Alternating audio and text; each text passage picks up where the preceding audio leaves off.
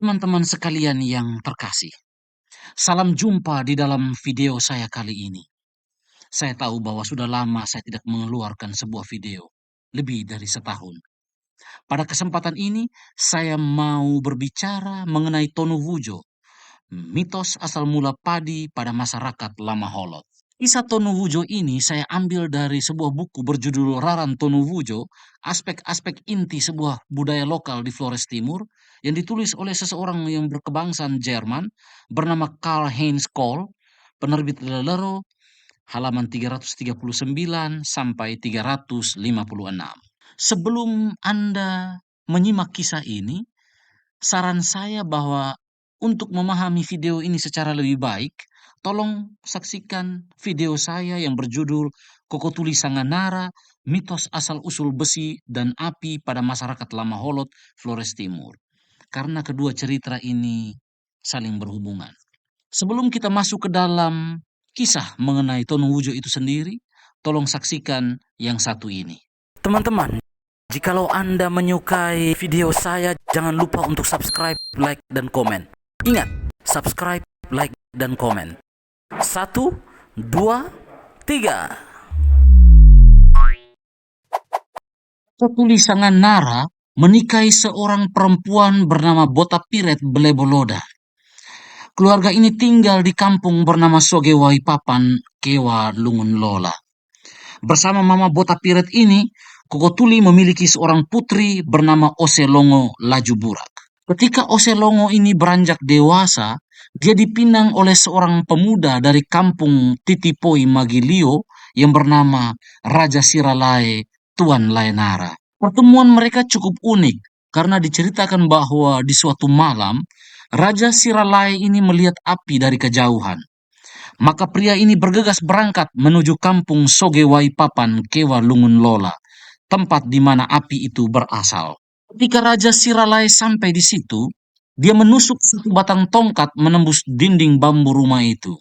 Secara tradisional, hari ini adalah bentuk tradisional meminang seorang gadis.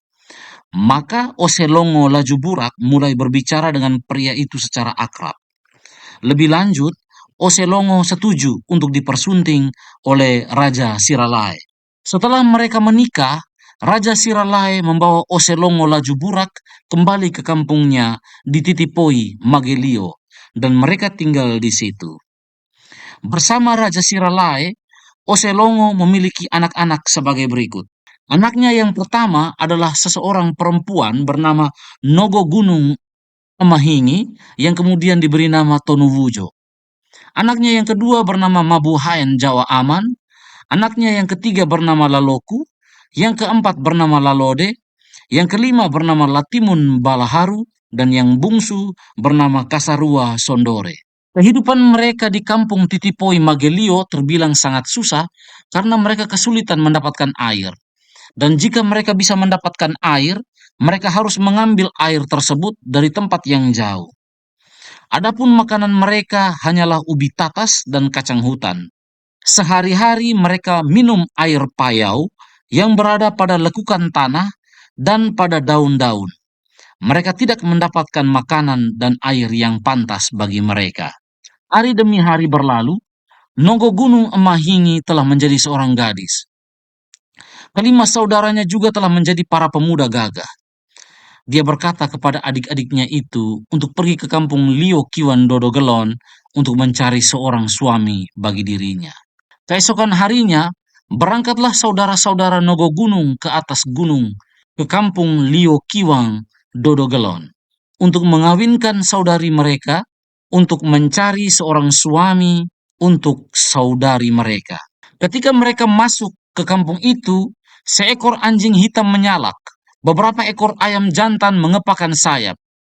Tuan tanah kampung Lio Kiwang Dodogelon keluar dan menyapa mereka. Apa tujuan kalian datang ke kampung ini?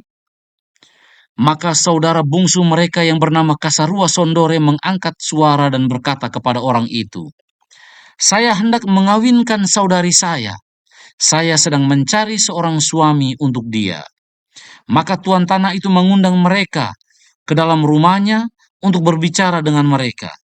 untuk berunding soal mahar atau belis. Pada waktu yang bersamaan, saudari mereka Nogo Gunung alias Tonuwujo ini sedang duduk di bawah bubungan rumah. Dia sedang memintal kapas dengan gelendong. Dia menggulung benang pada batu kelikir dan sementara dia memintal, dia mengucapkan mantra. Kambing-kambing yang besar bisa saja kecil. Gading-gading yang panjang dapat menjadi pendek. Kamu kelima saudaraku yang hendak mengawinkan saudarimu dan hendak mencarikan suami untuk dia. Saudarimu tidak ditentukan untuk belis itu. Jika kalian mendapatkan kambing-kambing untuk saya, siapakah yang dapat dan siapa yang tidak? Jika untukku kamu menerima gading, siapa yang mendapatkannya dan siapa yang tidak? Artinya bahwa mahar itu hanya akan cukup untuk perkawinan seorang dari saudara-saudaranya. Kamu, saudara-saudaraku, akan bertengkar, akan dipisahkan dalam percecokan. Karena itu, saya ingin tetap tidak kawin. Lebih baik kalau saya tinggal sendirian. Tidak pernah saya akan melahirkan. Saya seperti kerbau yang mandul. Tidak pernah saya akan menjadi ibu, sama seperti seekor lembu muda yang tidak mau bunting. Perutku akan tetap menjadi seperti bebatuan tuli. Ketika hari telah menjadi petang, pulanglah saudara-saudara Tonuwujo itu kembali ke kampung mereka.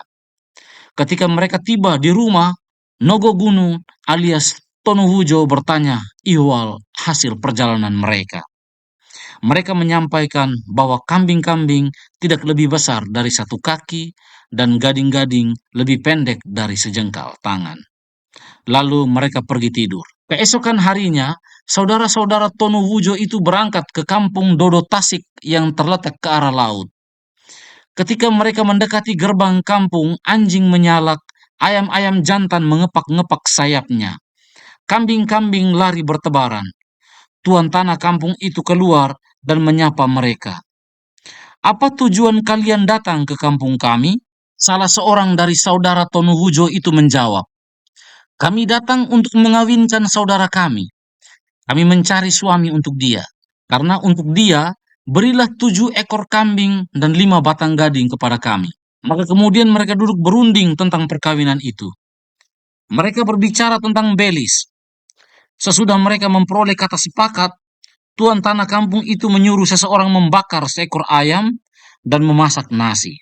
Setelah mereka selesai makan, mereka kemudian bangun untuk melihat-lihat kambing-kambing itu dan mengukur gading-gading. Namun kambing-kambing itu tidak lebih besar dari satu langkah. Gading-gading itu lebih pendek dari satu jengkal tangan. Kambing-kambing itu bahkan demikian kecil, sehingga dengannya orang dapat melempar buah jeruk. Maka mereka berangkat kembali ke kampung Titipoi Magelio. Mereka berangkat ke rumah mereka.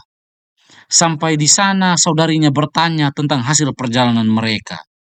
Kata salah seorang saudaranya, kambing-kambing di sana tidak lebih besar dari satu langkah kaki.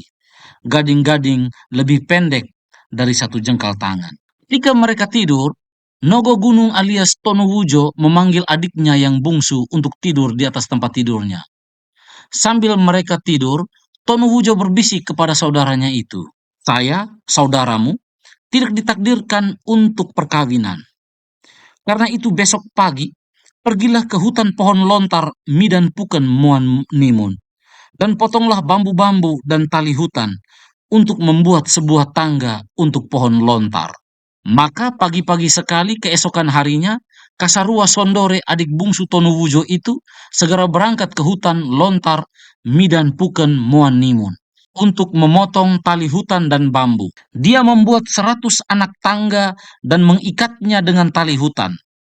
Ketika tangga itu sudah siap, dia naik ke atas pohon lontar untuk memasang tabung sadapan. Kemudian dia pergi kepada saudarinya Tonuwujo. Dia berkata kepada Tonuwujo, tangga sudah selesai, saya sudah membuatnya. Maka berkatalah Tonuwujo kepadanya, coba kamu lihat apakah ada perahu Cina atau sebuah perahu Jawa. Keesokan harinya, Kasarua Sondore naik ke puncak pohon lontar untuk menyadap tuak. Di kejauhan dia melihat sebuah kapal Cina. Maka dia pergi kepada kakak perempuannya untuk memberitakan hal ini. Sebuah perahu Cina ada di pelabuhan. Akan tetapi apakah yang akan saya bawa untuk ditukarkan?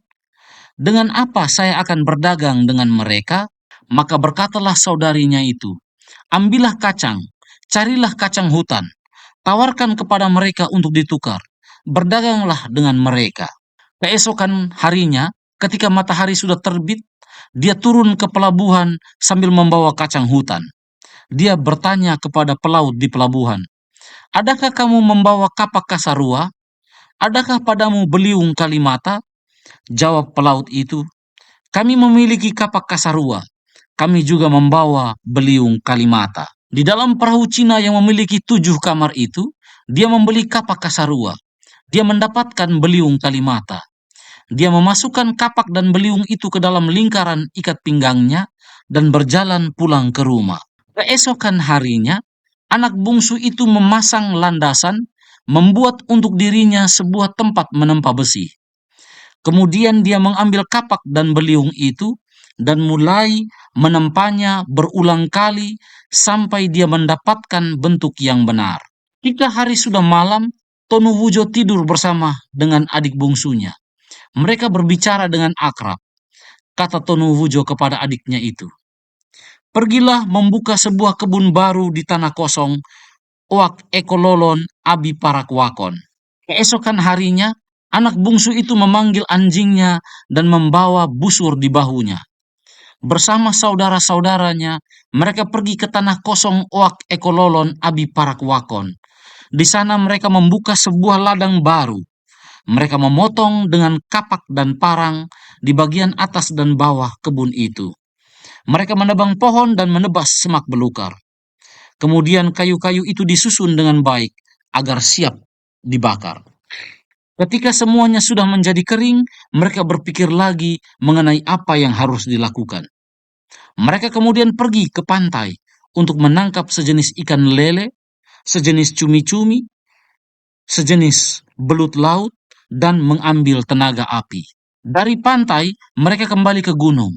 Di kebun yang mereka kerjakan itu, mereka menggesek bambu pembuat api dan menyalakan sabut kelapa. Segera api berkobar-kobar, menyala, membumbung, tidak hanya di tanah, tetapi juga memakan dahan pohon-pohon. Api itu merambat ke bagian atas kebun, sampai ke puncak bukit. Nogo Gunung duduk dan berpikir. Ia menimbang apa yang harus dilakukan lagi. Lalu dia berkata, apabila kamu melihat di kaki langit, ada gugus bintang Wuno naik, dan gugus bintang Pari terbenam, apabila Wuno naik di atas gunung-gunung di belakang pohon-pohon besar, sementara rasi bintang Pari tenggelam di tengah laut, maka tanda sudah diberikan. Itulah waktu Nogo Ema. Waktu menabur padi sudah dekat. Waktunya telah tiba. Perempuan itu duduk dan berpikir lagi. Kemudian dia bersama saudara-saudaranya pergi ke pantai. Mereka melihat dari kejauhan ada kapal-kapal pedagang di pelabuhan Tobitede di pantai Baturana. Maka mereka membawa banyak sekali kacang mungo untuk dijual di kapal-kapal itu. Hasil dari barter itu, mereka membeli baju hitam dan sehelai sarung merah. Ketika mereka kembali ke rumah, baju hitam dan sarung merah itu mereka pakaikan kepada saudari mereka Tonu Wujo. Tepat di hari yang telah ditetapkan, maka mereka bersiap-siap mengantar pengantin dalam arakan yang semarak. Saudara-saudara Tonu Wujo berjalan di depan, sedangkan perempuan itu berjalan di belakang. Mereka pergi ke tanah kebun Oak Ekololon, Abi Parakwakon, menuju ke hutan pohon lontar Midan Pukon Muan Nimun. Gunung itu bernama Kepuka Wuan Ehan, sedangkan bukitnya bernama Keroro Wuligeton. Mata air di sana bernama Waitaru Liwulolon, sedangkan batu nuba di sana bernama Kumatonu Tanarobatan. Daerah pantai di kawasan itu bernama Banurana, sedangkan pelabuhannya disebut Tobitede. Mereka kemudian tiba di kebun. Mereka menyembelih seekor kambing dan seekor babi dan mempersembahkannya kepada roh angin timur, kepada roh angin barat, agar awan segera berkumpul dan kiranya hujan segera turun. Mereka menyembelih lagi seekor kambing dan seekor babi. Mereka membagi-bagikan tubuh binatang-binatang itu ke seluruh penjuru kebun, agar burung-burung tidak memakan benih. Kemudian mereka memakaikan sarung panjang kepada saudari mereka itu. Di lengan perempuan itu mereka memakaikan gelang gading dan telinganya berhiaskan anting-anting perak. Sesudah itu Tonuwujo berkata, "Kamu saudara-saudaraku telah memakaikan saya dengan pakaian yang indah. Maka ambillah pedang Cina itu, belalah kepala saya seperti buah kelapa, tikamlah perut saya seperti tandan pisang." Kasarua Sondore, adik bungsunya, memenggal kepala perempuan itu. Dia memotong leher perempuan itu dan kemudian memotong-motong tubuh perempuan itu, dan disebarkannya tubuh perempuan itu ke seluruh penjuru ladang. Maka Tonuwujo mengangkat suara dan berseru dari tempat duduknya kepada mereka. "Sesudah 4 malam dan 5 hari, hendaklah kamu saudara-saudaraku datang kembali ke kebun ini. Datanglah dan carilah saya. Datanglah dan lihatlah tubuh Nogo Ema yang dipotong-potong dan yang telah ditanam di dalam tanah." Maka setelah 4 malam 5 hari, saudara-saudara itu naik ke kebun. Sesampainya mereka di kebun, di tengah-tengah kebun tempat duduk Tonuwujo, tunas-tunas sudah muncul dari dalam tanah. Kecamba sudah muncul dari dalam tanah, dan dengan cepat tunas-tunas itu berubah menjadi makanan yang sebenarnya. Maka mereka mengambil seekor kambing dan seekor babi, mempersembahkannya bagi tunas dan kecambah Nogo Ema, agar batang padi bertumbuh menjadi tinggi. Segera juga batang-batang padi yang kuning naik berkilau ke langit. Segera juga muncul bulir-bulir tunduk ke arah laut. Dengan segera juga bulir-bulir itu menjadi penuh dan berisi buah. Padi muncul sebagai manik-manik hitam, kuning berkilau seperti lingkaran kuningan. Saudara-saudara Tonuwujo itu duduk dan berpikir mengenai hal yang harus mereka lakukan. Mereka kemudian menyembelih seekor kambing dan seekor babi. Hewan-hewan itu adalah simbolisasi Tonuwujo. Maka mereka membakar pinggang saudari mereka. Mereka memasak leher gadis itu, yang berarti mereka merayakan pesta jagung muda. Mereka menceritakan riwayat Nogo Ema, mewartakan tentang jalan Tonuwujo, dan apa yang ia lakukan adalah hal yang tepat dan benar. Kemudian mereka juga mendirikan 7 pondok dan 5 lumbung. Mereka dengan segera mengisi ke-7 pondok itu menjadi penuh. Kelima lumbung itu terisi penuh dengan padi.